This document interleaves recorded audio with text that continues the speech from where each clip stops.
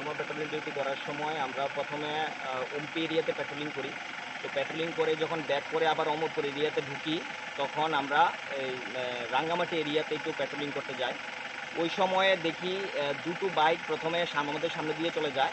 তো আমাদের মনে একটু সন্দেহ হয় যে সামনে যে দুটো বাইক চলে যায়, অনেক সময় স্পাইরা এরকম করে থাকে যে দুটো প্রথমে বাইক দিয়ে একটু রাস্তা ক্লিয়ার করে তারপরে গাড়ি বা অন্য কিছু সাইকেল দিয়ে বা যে কোনো সোয়ান টিম্বার নিয়ে যায়। তখন আমাদের মনে সন্দেহ হয়, তখন আমরা একটু আরও ভিতরে ঢুকি।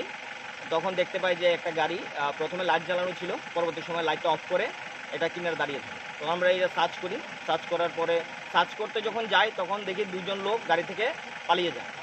তখন আমাদের মনে আরও সন্দেহ বাড়ে। তারপর আমরা গাড়িটা চেক করে তখন আমরা দেখতে পাচ্ছি এখানে সোয়ান টিম্বার রাখা আছে।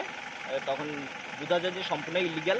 তখন আমরা এটা আমাদের সেফ কাস্টডি থাকতে ওরাতে নিয়ে আসি অমরপুর থাকতে। কতটুকু মাল রয়েছে এবং গাড়িটা আনুমানিক 8 থেকে 10 ফুট মাল হবে। আর গাড়িটা তো লেখাই আছে TR010264। কোন জায়গা থেকে নিয়েছেন আপনারা? এটা রাঙ্গামাটি এরিয়া থেকে।